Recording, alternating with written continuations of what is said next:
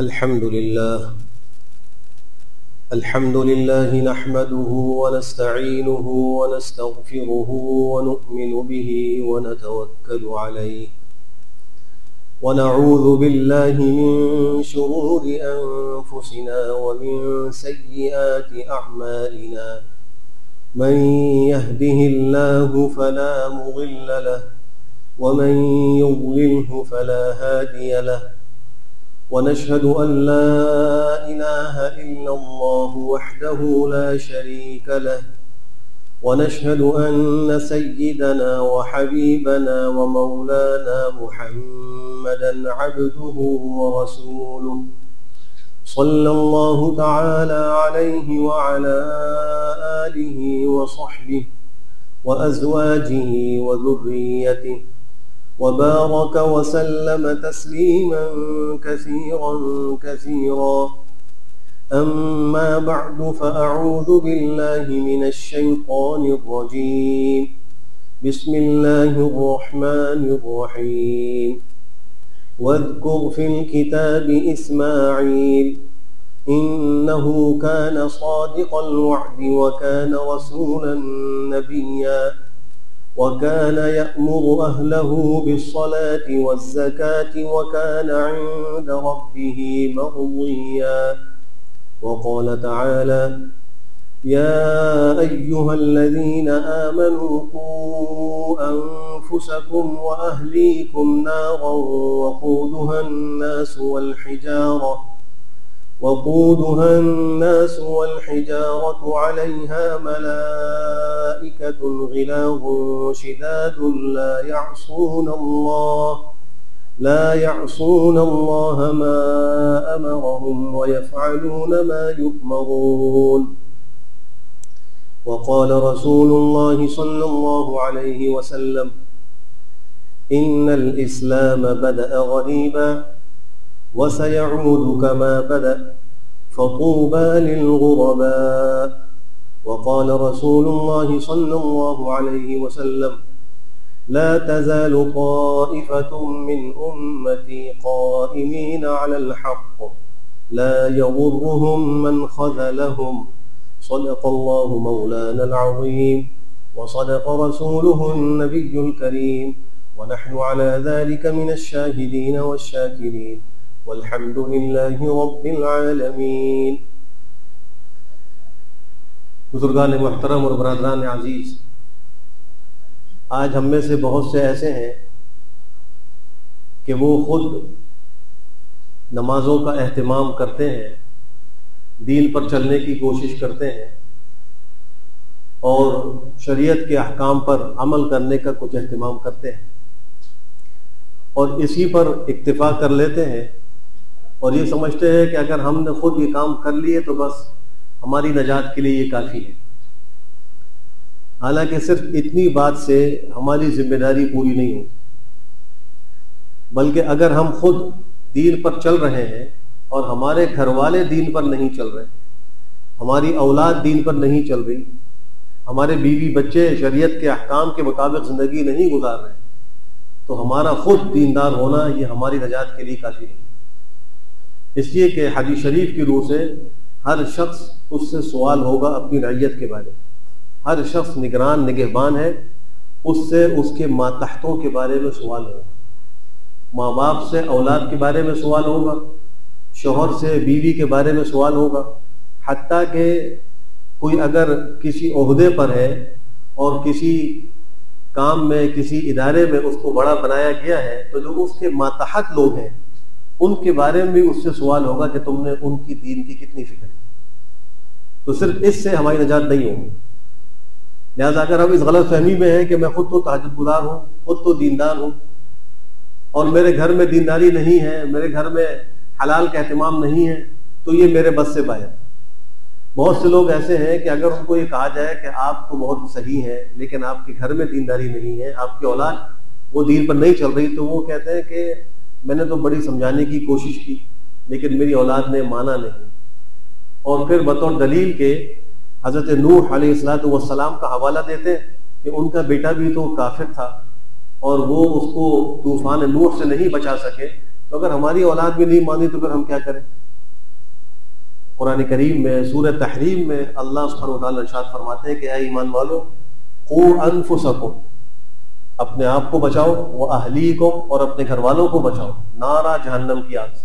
یہاں اللہ نے نار کا لفظ ذکر فرمایا۔ ہر شخص جو یہ توجیہ پیش کر رہا ہے کہ میں نے اپنی اولاد کو بچانے کی کوشش کی لیکن وہ نہیں بچی، وہ یہ سوچے کہ اگر میرا بچہ کسی بھڑکتی ہوئی آگ کے قریب جا رہا ہو، آگ کے شعلے بھڑک رہے ہوں اور رات کو بڑا خوبصورت منظر نظر آ رہا ہو اور اس میں چنگاریاں پھوٹ رہی ہوں اور آواز بھی آ رہی ہو، اور نہ سمجھ بے شعور بچہ اس کی ظاہری خوبصورتی کو دیکھ کر اس طرف بڑھ رہا ہو، تو کیا ماں باپ جو سمجھدار ہیں وہ اتنی بات پر اکتفا کریں گے کہ آواز دے کر کہیں بیٹا یہ آگ خطرناک ہے، بیٹا یہ آگ جلا دیتی ہے، بیٹا اس آگ سے نقصان ہوتا ہے؟ کیا اتنی بات کہہ کر وہ بری ذمہ ہو جائیں گے؟ ہرگز بات اس طرح نہیں ہے، بلکہ وہ پورا زور لگا کر اس بچے کو اپنی گود میں اٹھا کر اپنے ہاتھ سے پکڑ کر اس آگ سے بچانے کی کوشش کریں۔ دنیاوی آگ کے بارے میں ہمارا معاملہ یہی ہے، کیا ہم نے آخرت کی ہمیشہ کی جو آگ ہے، جہنم کی آگ، ہم نے اس سے بچانے کے لیے اپنی اولاد کے ساتھ دنیاوی آگ جیسا معاملہ کیا؟ کم سے کم مرتبہ کہ ہم نے ان کو بچانے کی یہ کوشش کی۔ جہاں تک بات ہے حضرت نوح علیہ السلام کی، انہوں نے اپنے بیٹے کو اس آگ سے بچانے کے لیے 950 سال محنت کی، 950 سال تک سمجھاتے رہے کہ ہم نے اس طرح محنت کر لی ہے، پھر تو ہم یہ کہہ سکتے ہیں کہ ہم نے اپنا حق ادا کر لیا تھا اور اولاد نے ہماری بات نہیں مانی۔ لیکن اگر ایسا نہیں ہے تو پھر ہماری جان صرف اتنی بات سے نہیں چھوٹے گی کہ میں نے بچوں کو سمجھا دیا۔ ماں باپ کی ذمہ داری یہ ہے کہ بچوں کو دین کی تعلیم بھی دیں، ان کی تربیت میں یہ شامل ہے۔ ماں باپ کی ذمہ داری یہ ہے کہ ان کو نیک ماحول بھی دیں، ان کو نیک لوگوں کی صحبت بھی دیں۔ اگر ہم اپنے ایک بچے کو صرف دنیاوی تعلیم دے رہے اور دنیا کی فکر کی وجہ سے ہم اس کو اعلیٰ سے اعلیٰ تعلیم دے رہے اور خود بڑے تہجد گزار ہیں، حقیقت بھی یہی ہے کہ ایک صاحب وہ بڑے تہجد گزار تھے، بڑے دیندار تھے اور 5 وقت کے نمازی تھے، اپنے بچے کا کیریئر بنانے کے لیے انہوں نے ان کو اعلیٰ تعلیم دلوائی، جس کے نتیجے میں اس کو معاشرے میں ایک اچھی ملازمت مل گئی، اچھا روزگار مل گیا، تو وہ بڑے خوش ہوئے اور آ کر ایک بہت بڑے مفتی صاحب کو کہہ رہے کہ مفتی صاحب میرے بچے کو اللہ نے بڑا اچھا روزگار دے دیا، اس کا کیریئر بن گیا، اعلیٰ تعلیم اس نے حاصل کر لی، لیکن تھوڑا سا بے دین ہو گیا بس۔ گویا ان کی نگاہ میں اس کا بے دین ہونا یہ ایک تھوڑی سی چیز ہے، دنیا میں معاشرے میں اس نے اعلیٰ مقام حاصل کر لیا اور اس کا دنیاوی مستقبل تابناک ہو گیا، لیکن دین کے اعتبار سے وہ بے راہ ہو گیا۔ کہتے ہیں تھوڑی سی بس بے دینی اس کے اندر آ گئی ہے اور باقی وہ ٹھیک ٹھاک ہے۔ مفتی اعظم پاکستان حضرت مولانا مفتی محمد شفیع صاحب رحمہ اللہ ایک واقعہ سنایا کرتے تھے کہ ایک شخص کا انتقال ہو گیا، اس کی روح پرواز کر گئی، لاش اس کی رکھی ہے، اس کے رشتہ دار وہ سمجھ رہے ہیں یہ زندہ ہے، اور ڈاکٹر کو بلا کے لے کر آئے اور کہا کہ یہ ہمارا رشتہ دار ہے، اس کی آنکھیں بھی ٹھیک ہیں، کان بھی ٹھیک ہیں، اعضاء بھی ٹھیک ہیں، لیکن یہ کچھ بول نہیں رہا، حرکت نہیں کر رہا، اس کو ہوا کیا ہے؟ تو ڈاکٹر صاحب نے پورا اس کا معائنہ کیا اور کہا یہ بالکل ٹھیک ٹھاک ہے، بس تھوڑی سی اس کی جان نکل گئی، اس کی تھوڑی سی روح نکل گئی ہے، باقی یہ بالکل ٹھیک ٹھاک ہے۔ بالکل یہی مثال ہے کہ ہم نے دنیا تو بہت اچھی دے دی اپنی اولاد کو، لیکن بس یہ سمجھ لیا کہ بس وہ تھوڑے سے بے دین ہو گئے، باقی بالکل ٹھیک ہے۔ جیسے انسان کے جسم سے روح نکل جاتی ہے اور وہ انسان بیکار ہو جاتا ہے، اس سے زیادہ اگر دین ہماری زندگی سے نکل جائے تو ہم بیکار ہو جائیں۔ اصل ہمارا مقصد اس دنیا میں آنے کا اسی دین پر عمل کرنا ہے اور اس دین پر چل کے اللہ کو راضی کرنا ہے۔ تو اولاد کی یہ تربیت کی فکر ماں باپ کے ذمے ہے۔ یہ جو دور جس دور سے ہم گزر رہے ہیں انتہائی فتنوں کا دور ہے، اور ایک فتنہ ختم نہیں ہوتا کہ نیا فتنہ آ جاتا ہے۔ ان فتنوں کے اندر ماں باپ کی ذمہ داری کئی گنا بڑھ جاتی ہے کہ وہ اپنی اولادوں کی تربیت کا خیال کریں۔ قرآن کریم میں نے جو خطبے میں آیت تلاوت کی، حضرت اسماعیل علیہ السلام کا اللہ ذکر فرما رہے ہیں، ارشاد فرمایا کہ اے نبی، قرآن کریم میں کتاب میں اسماعیل کا ذکر کیجیے، وَاذْكُرْ فِي الْكِتَابِ اسماعیل۔ آگے اللہ خود ان کے حالات کو بیان فرما رہے ہیں، اِنَّهُ كَانَ صَادِقَ الْوَعْدِ، وہ بڑے وعدے کے سچے تھے. جس کے وعدے کے سچا ہونے کی اللہ گواہی دے اس سے بڑا سچا کون ہوگا؟ اس کے بعد اللہ کیا فرما رہے ہیں؟ وَكَانَ يَأْمُرُ أَهْلَهُ بِالصَّلَاةِ وَالزَّكَاةِ وَكَانَ عِندَ رَبِّهِ مَرْضِيًّا کہ وہ اپنے گھر والوں کو نماز کا حکم دیا کرتے تھے. یہی تربیت ہے. وہ اپنے گھر والوں کو زکوٰۃ کا حکم دیا کرتے تھے اور وہ اپنے پروردگار کے نزدیک بڑے پسندیدہ تھے. اللہ ان سے بڑا راضی تھا. یہ اللہ ان کا تذکرہ قرآن کریم میں خود فرما رہے ہیں. انبیاء کا طریقہ بھی یہی رہا کہ وہ اپنی اولادوں کی تربیت کی فکر کرتے تھے. ان کو نماز اور زکوٰۃ کا حکم دیا کرتے تھے. قرآن کریم میں اللہ نے ہر شخص کو حکم دیا ہے وَأْمُرْ أَهْلَكَ بِالصَّلَاةِ وَاصْطَبِرْ عَلَيْهَا.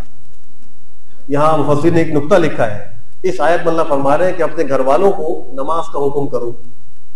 وَأْمُرْ أَهْلَكَ بِالصَّلَاةِ پھر کہا کہ وَاصْطَبِرْ عَلَيْهَا خود بھی اس پر جمو. حالانکہ جو میں نے آیت خطبے میں تلاوت کی اس میں اللہ یہ فرما رہے ہیں قُوا أَنفُسَكُمْ وَأَهْلِيكُمْ نَارًا پہلے اپنے آپ کو بچاؤ پھر اپنے گھر والوں کو بچاؤ.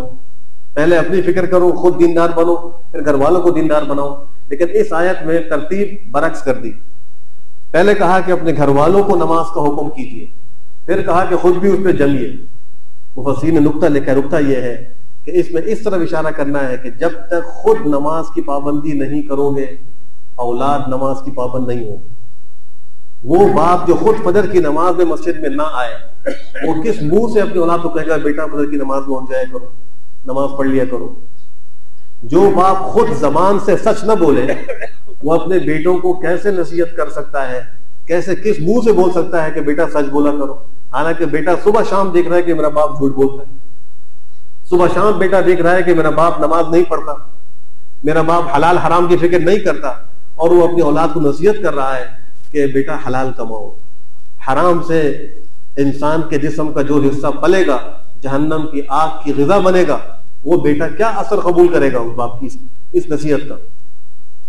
تو اس آیت میں جو پہلے گھر والوں کو حکم دینے کا ارشاد فرمایا گیا وہ اس لیے کہ پہلے خود تم جب نمازی بنو گے تو تمہارے گھر والوں کو حکم دینے میں تاثیر آئے گی.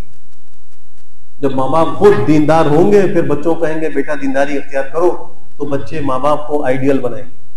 آج افسوس سے کہنا پڑتا ہے کہ ہمارا حال کیا ہو چکا ہے. گھر کے اندر ہر شخص کے پاس اپنا ایک موبائل ہے اپنی ایک دنیا ہے. بچوں کو وقت دینے کے لیے ماں باپ کے پاس کوئی وقت ہے ہی نہیں. ان کا خیال یہ ہے کہ ہم نے بچوں کو اعلیٰ اسکولوں میں داخل کر دیا اس کی فیسیں ہم نے بھر دی ہم نے ان کو اچھا ٹیوٹر لگا دیا اور ہم نے ان کو ایک اچھا سا موبائل دے دیا اور ان کو گھر کے اندر رہنے سہنے کی اچھی سہولیات دے دی. ہمارا کام ختم ہو گیا. آج ہر بچہ اپنے لیے گھر میں الگ کمرہ چاہتا ہے کہ میرا سیپریٹ کمرہ ہونا چاہیے. ہر بچی یہی چاہ رہی ہے. اور پھر اس بند کمرے میں وہ بچے اور بچی کس طرح زندگی گزار رہے ہیں ماں باپ کو اس سے کوئی سروکار نہیں.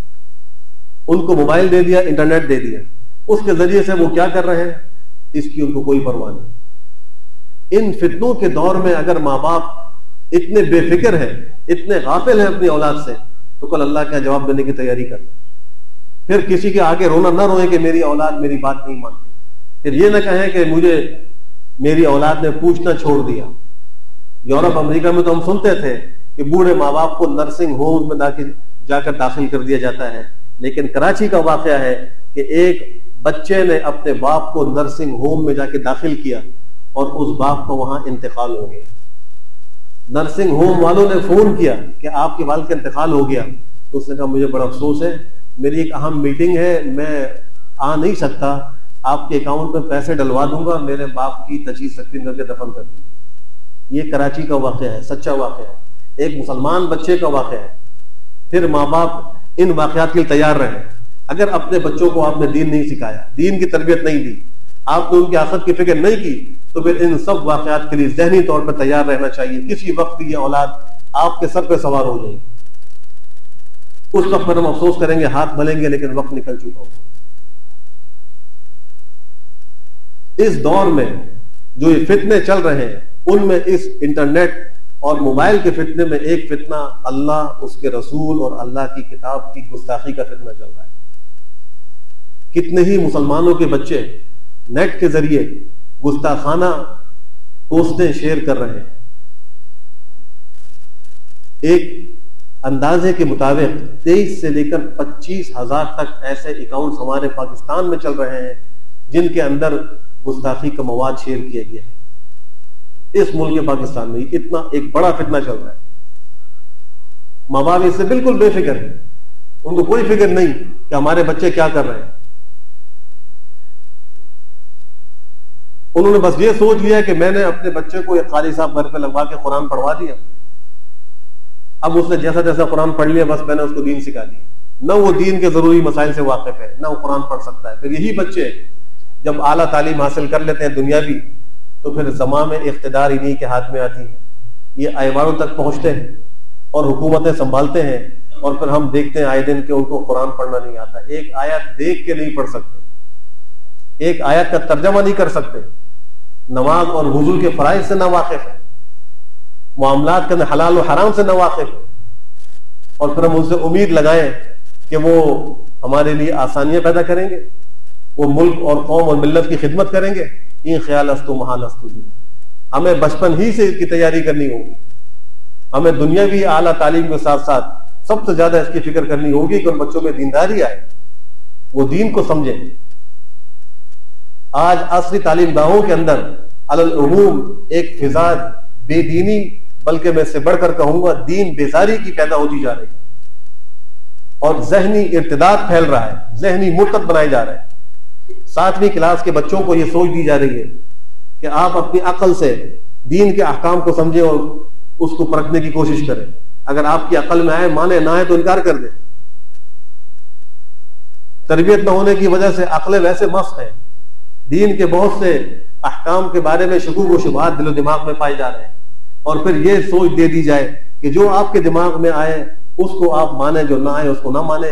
ایک ٹیچر 7ویں کلاس کے بچوں کو کہہ رہی ہے کہ معراج کا واقعہ میں نے پڑھا ہے، کتاب میں لکھا ہے، میری عقل میں تو نہیں آتا کہ رات کے ایک حصے میں مکہ مکرمہ سے مسجد اقصیٰ تک، اور پھر مسجد اقصیٰ سے 7 آسمانوں کا، جنت دوزخ کا، اور پھر اللہ سے ملاقات، اور جہاں تک اللہ نے چاہا وہاں تک کا سفر کیسے ممکن ہے؟ میری عقل میں نہیں آتا، میں تو اس کو نہیں مانتی۔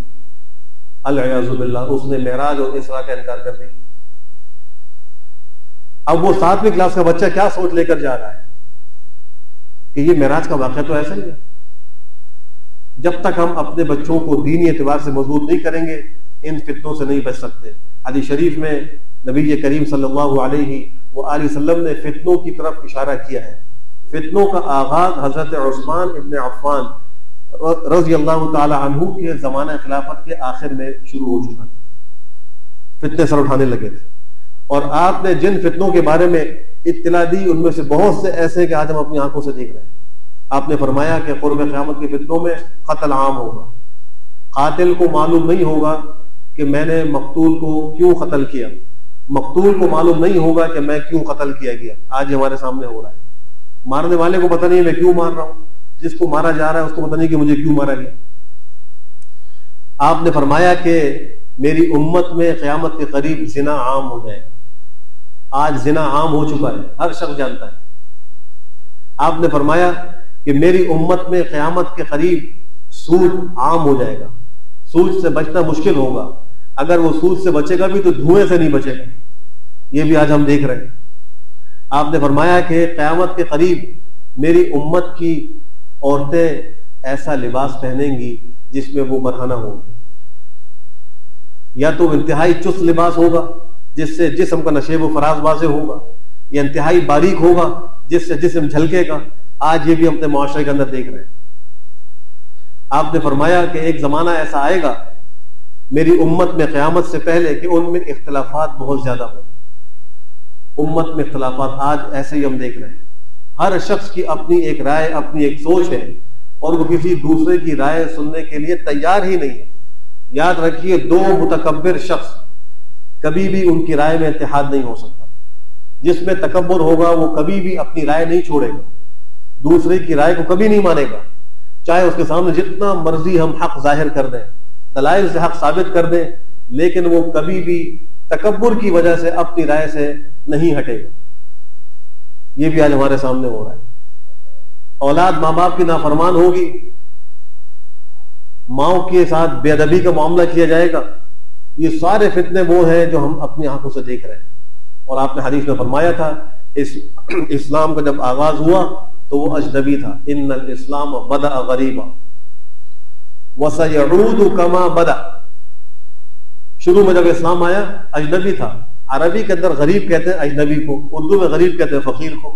تو یہ اس حدیث شریف میں غریب اردو والا نہیں ہے بلکہ عربی والا ہے کہ اسلام جب آیا تو اس وقت لوگوں کے لیے بڑا اجنبی تھا. جاہلیت کے عرب کہا کرتے تھے یہ نیا دین کہاں سے آ گیا، ہم نے کبھی یہ بات سنی نہیں، ہم نے کبھی دیکھی نہیں، ہمارے بڑے تو یوں کرتے تھے. انہوں نے اس کو اجنبی سمجھ کر انکار کر دیا. آہستہ آہستہ وہ دین پھیلا، دین پھیلتے پھیلتے اپنے عروج پر پہنچا. اللہ کے نبی فرما رہے وَسَيَعُودُ كَمَا بَدَأَ، ان قریب ایسا زمانہ آئے گا کہ یہ دین دوبارہ اجنبی ہوگا. آج ہم دیکھتے ہیں بہت سے لوگ ایسے ہیں کہ ان کے لیے دین کے ضروری مسائل بالکل اجنبی ہیں. مسلمانوں کا حال ذکر کر رہا ہوں، کافروں کی تو بات ہم نہیں کر رہے. مسلمان بہت سے ایسے ہیں کہ آج ان کے لیے اسلام اجنبی ہو چکا ہے. پیغمبر کی پیشگوئی واضح طور پر نظر آ رہی ہے. پھر آپ نے فرمایا فَطُوبَى لِلْغُرَبَاء، ایسے اجنبی لوگوں کے لیے خوشخبری ہے، بشارت ہے، جن کو لوگ کہیں کہ یہ تو دین کا ایک ملا ہے، یہ ایک عالم ہے، اس کو دنیا کا کچھ پتہ ہی نہیں ہے، اور لوگ اس کو اجنبی سمجھیں، اپنے معاشرے میں اس کو حقیر سمجھیں اور اس کو ایک الگ طبقے میں شمار کریں اور ان کے ساتھ وہ بیٹھنا گوارا نہ کرے. تو فرمایا کہ ایسے اجنبیوں کے لیے توبہ، خوشخبری ہے. آج یہی ہو رہا ہے. ہمارے معاشرے میں عزت کی نگاہ سے اس کو دیکھا جاتا ہے جس کے پاس دنیا زیادہ ہو، جس کے پاس بڑا عہدہ ہو، جس کے پاس مادی وسائل زیادہ ہو، ہماری نگاہوں میں اس کی قدر زیادہ ہے.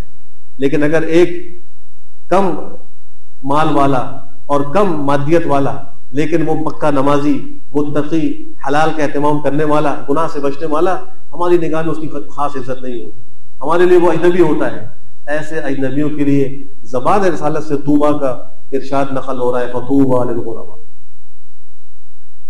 اب جب یہ فتنوں کا دور آئے گا، بہت سے لوگوں کے ذہنوں میں آئے گا جب فتنے آ گئے تو ہمارے لیے تو اب ان فتنوں سے بچنا ممکن ہی نہیں ہے. فتنے ہیں تب کیا کریں، ہم تو اس سے مبتلا ہوں گے. حدیث شریف جو میں نے خود میں تلاوت کی، اللہ کے نبی فرمان ہے لا تزال طائفة من امتی قائمین علی الحق لا یضرهم من خذلهم. میری امت کا ایک طائفہ ہمیشہ حق پر قائم رہے گا.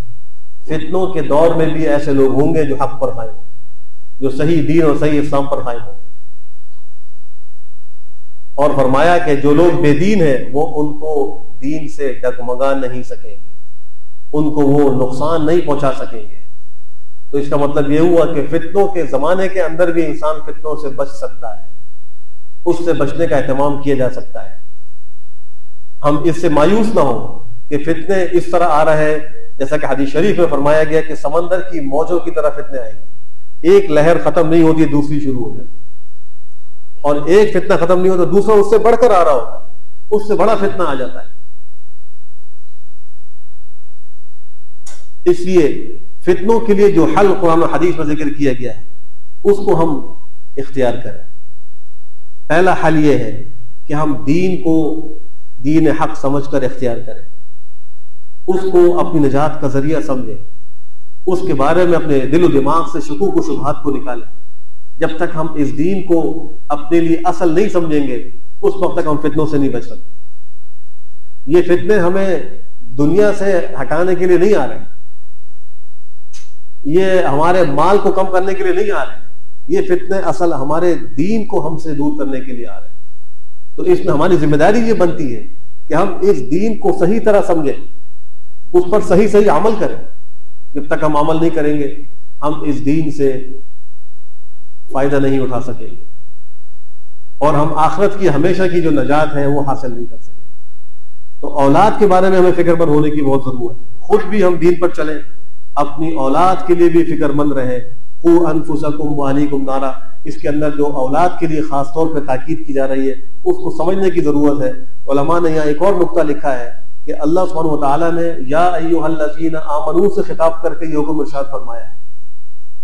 یہ بالکل ایسا ہی ہے جیسے انسان اس دنیا میں کسی خاص تعلق کی وجہ سے کسی کو مخاطب کرتا ہے. مثلا کوئی بڑا چھوٹے کو کہے کہ بیٹا ذرا میری بات سننا، تو تعلق کی وجہ سے وہ جب بیٹا کہتا ہے تو اگر سننے والا اس بیٹا کہنے کی اہمیت کو سمجھتا ہے تو اس کا دل باغ باغ ہو جاتا ہے. حضرت علامہ شبیر احمد عثمانی رحمہ اللہ یہ وہ شخصیت ہے کہ جب پاکستان بنا تو قائد اعظم محمد علی جناح مرحوم نے کراچی کے اندر جو جھنڈا لہرانے کی تقریب منعقد ہوئی اس میں انہی کو مقرر کیا کہ آپ آج پاکستان کا آغاز ہو رہا ہے، افتتاح ہو رہا ہے، ہمیں آزادی ملی ہے، آپ اس جھنڈے کو لہرا کر اس کا اعلان کریں۔ یہ اس بات کا ایک اعلان تھا کہ آپ نے اس ملک کے بنانے میں اور اس ملک کی آزادی کی تحریک میں جو خدمات انجام دی ہیں تو آپ اس کے مستحق ہیں کہ آج اپنے ہاتھ سے جھنڈا لہرا کر اس ملک کا افتتاح کریں، اس ملک کی آزادی کا آغاز کریں۔ یہ وہ شخصیت، وہ مفتی اعظم پاکستان حضرت مولانا مفتی محمد شفیع صاحب رحمہ اللہ کے پاس آیا کرتے تھے اور فرمایا کہ میں یہاں دو مقصد کے لیے آتا ہوں۔ ایک مقصد تو یہ ہے کہ میری ملاقات مفتی شفیع صاحب رحمہ اللہ سے ہو جائے، اور دوسرا مقصد یہ ہے کہ ان کے ہاں ایک خاتون میری رشتہ دار رہتی ہیں جو مجھے بیٹا کہہ کر پکارتی ہیں۔ اس پورے روئے زمین پر ان کے علاوہ کوئی ایسی شخصیت نہیں ہے کہ جو مجھے آج بیٹا کہہ سکے، بیٹا کہنے والے سب انتقال کر گئے، یہ واحد خاتون بچی ہیں روئے زمین پر جو مجھے بیٹا کہہ کر پکارتی ہیں۔ میں ان کی زبان سے بیٹا سننے کے لیے یہاں آتا ہوں کہ جب میں آتا ہوں تو مجھے کہتی ہیں بیٹا السلام علیکم۔ تو یہ خاص تعلق کی بنا پر جب انسان کسی کو مخاطب بناتا ہے تو اگر وہ اس کو اس خطاب کی قدر ہو تو وہ سرشار ہو جاتا ہے۔ اب وہ کتنا لمبا سفر کر کے وہاں پہنچتے تھے، وہ دیوبند اور ڈھابیل میں رہتے تھے اور وہاں سے سفر کر کے کراچی آ کر ان سے ملاقات کرتے تھے، ایک بیٹا کا لفظ سننے کے لیے آتے تھے۔ بالکل اسی طرح سمجھیے قرآن کریم میں اللہ فرما رہے ہیں اے ایمان والو، یعنی اے میرے وہ بندو جن کو مجھ سے ایمان کا تعلق ہے۔ اتنا بڑا انعام ہے اللہ کی طرف سے، اللہ فرما رہے ہیں یہ میرے وہ بندے ہیں جو مجھ پر ایمان لائے ہیں، ان کو مجھ سے ایمانی تعلق ہے۔ ان کو اللہ مخاطب بنا کے فرما رہے ہیں قوا انفسکم واہلیکم نارا، اپنے آپ کو اپنے بچوں کو اس سے بچاؤ۔ تو ماں باپ یہ اہتمام کریں، گھر کے اندر تعلیم کا ماحول بنائیں، بچوں کو وقت دیں، بچوں کے ساتھ بیٹھیں، ان کے مسائل سنیں اور ان کی نگرانی کریں۔ آج ایک سوچ ہمارے ذہنوں میں یہ بھی ڈال دی گئی ہے کہ جو بچے کا موبائل ہے یہ اس کی پرائیویٹ چیز ہے، اس کو دیکھنا جرم ہے۔ بچے کو جو الگ کمرہ دیا گیا ہے یہ اس کے لیے پرائیویٹ کمرہ ہے، اس کو اس کی نگرانی جرم ہے۔ تو ماں باپ کہتے ہیں کہ ہم اپنے بچوں کی پرائیویسی میں خلل انداز نہیں ہوتے۔ یاد رکھیے یہ کسی دلیل سے بھی ثابت نہیں کہ یہ موبائل بچوں کا یہ پرائیویٹ ایک کوئی پارٹ ہے جس کو چیک کرنا ماں باپ کے لیے کوئی ناجائز اور حرام۔ اس میں ماں باپ کی ذمہ داری ہے کہ وہ خود بھی اپنے لیے صحیح راستہ اختیار کر کے اپنا موبائل کا استعمال صحیح رکھیں۔ ان کے موبائل کے اندر کوئی لاک لگا ہوا نہ ہو بچوں کے آگے۔ اگر وہ دیکھیں گے کہ میرے والد مجھ سے چھپاتے ہیں، لاک لگا کے رکھتے ہیں، کیا چیز ایسی رکھی ہے جو مجھے دکھانا نہیں چاہتے، تو بچے بھی یہی کام کریں۔ ہم خود صحیح ہوں، ہم خود موبائل کا استعمال صحیح کریں تاکہ ہمارے بچوں پر ہمارا وہ اثر ہو، ہم بچوں کے لیے آئیڈیل بنے۔ گھر کے اندر ہم خود تلاوت کا اہتمام کریں، بچے ہمیں دیکھ کے تلاوت کریں۔ گھر کی خواتین خود نمازوں کا اہتمام کریں، گھر کی بچیاں خود نمازی ہو جائیں۔ گھر کی خواتین بڑی پردوں کا اہتمام کریں، بچیاں باپردہ ہو جائیں۔ لیکن اگر ہم خود یہ کام نہ کریں اور بچوں کو خالی کہتے ہیں بچے کبھی ہماری بات نہیں مانے، اور پھر جیسے ہم ان کی اعلیٰ دنیاوی تعلیم کی فکر کرتے ہیں، یہ کوئی ناجائز بات نہیں ہے۔ اس دنیا میں رہنے کے لیے بچوں کو اعلیٰ تعلیم دینا ایک ضرورت ہے، بالکل دیں، لیکن یہ خیال کریں میرا بچہ کس ادارے میں جا کے پڑھ رہا ہے، کہیں اس کے ایمان پہ وہاں ڈاکہ تو نہیں مارا جا رہا، کہیں اس کو بے دینی کی سوچ تو نہیں دی جا رہی۔ اچھے اداروں کا انتخاب کریں جہاں وہ اعلیٰ تعلیم دینی ماحول میں حاصل کریں، اور پھر اس کے پاس بیٹھ کر اس سے پوچھا کریں تمہیں کیا پریشانی ہوئی، اس سے ایک دوستی کا تعلق ہو۔ ہوتا یہ ہے کہ ڈانٹنے ڈپٹنے کے لیے ماں باپ فوراً آ جاتے ہیں، بچوں کی باتوں پر روک ٹوک خالی ہوتی ہے، ان کی اچھی باتوں پر حوصلہ افزائی نہیں ہوتی، ان کو آگے بڑھنے کے لیے جذبہ نہیں دیا جاتا۔ بچوں کے پاس بیٹھ کر ان کے مسائل کو سن کر ان کی اچھی باتوں پر ان کی حوصلہ افزائی کی۔ تو جب تک ہم خود ٹھیک ہو کر یہ کام نہیں کریں گے کبھی بھی بچوں پر ہماری باتوں کا اثر نہیں ہوگا۔ اللہ سبحانہ وتعالی ہم سب کو اس دور کے اور آئندہ آنے والے جو فتنے ان سب سے محفوظ فرمائے، اور ہماری اولادوں کو بھی اللہ اس سے محفوظ فرمائے۔ تو ایک کام تو یہ کرنا تھا کہ خود دین کو صحیح سمجھے، اور دوسرا اور آخری کام یہ عرض کرنا ہے کہ اللہ سے اس کی دعائیں مانگیں کہ اللہ ہماری فتنوں سے حفاظت فرمائے۔ فتنوں کے جگہوں پہ جانے سے اپنے آپ کو بچائیں۔ حدیث شریف ایک دعا آئی ہے، اللہم انا نعوذ بک من الفتن ما ظہر منها وما بطن، اے اللہ میں آپ کی پناہ چاہتا ہوں فتنوں سے، جو ظاہر کے فتنے ہوں، باطن کے فتنے ہوں، اللہ میں ان سے آپ کی پناہ چاہتا ہوں۔ فیس بک پر کوئی ایک گروپ بنا ہے ہمارے یہاں دارالفتہ میں، اس کے حوالے سے ایک سوال آیا، اس کو بھی سامنے ظاہر کرنا ضروری سمجھتا ہوں۔ اس کے اندر داخل ہونے کے لیے، اس گروپ میں شامل ہونے کے لیے پہلے ایک حلف نامہ دیا جاتا ہے، اور اس حلف نامے میں یہ لکھا ہوتا ہے کہ آپ یہ حلف دیں کہ اس گروپ میں جو بھی مواد شیئر ہوگا، چاہے وہ کسی بھی قسم کا ہو، آپ نے اس پہ نکیر نہیں کرنی، انکار نہیں کرنا، ناراض نہیں ہونا، اور کسی کو روکنا نہیں۔ جب تک آپ یہ حلف نہیں دیں گے اس وقت تک اس گروپ میں آپ شریک نہیں ہو سکتے۔ اب مفتی صاحب سے سوال یہ پوچھا جا رہا ہے کہ کیا ایسے گروپ میں چیک کرنے کے لیے کہ کیا کیا مواد ذکر کیا جاتا ہے، ہم وہ حلف نامہ بھر کر اس پہ شریک ہو سکتے ہیں تاکہ ہم دیکھ لیں؟ تو یاد رکھیے اس کا جواب یہی دیا جائے گا کہ ایسے گروپ میں شامل ہونے کے لیے حلف نامہ بھر کر داخل ہونے کی شرعاً اجازت نہیں۔ حدیث شریف کی روح سے قرب قیامت میں جو فتنے ہوں گے، جو کوئی ان فتنوں کو جھانک کر دیکھے گا، وہ فتنے ان کو پکڑ کے اپنے اندر کھینچ لیں گے۔ عین ممکن ہے کہ یہ اس گروپ میں شریک ہو جائے، اور وہاں جو وہ فتنہ موجود ہو وہ اس کو پکڑ کر اپنے اندر کھینچ لے، اور یہ شخص بھی فتنے میں مبتلا ہو جائے۔ اس طرح کی اور بہت ساری چیزیں ہیں، ہر شخص کو محتاط ہونے کی ضرورت ہے۔ اللہ ہم سب کی اور ہمارے دین کی حفاظت فرمائے۔ وآخر دعوانا الحمد للہ رب العالمین۔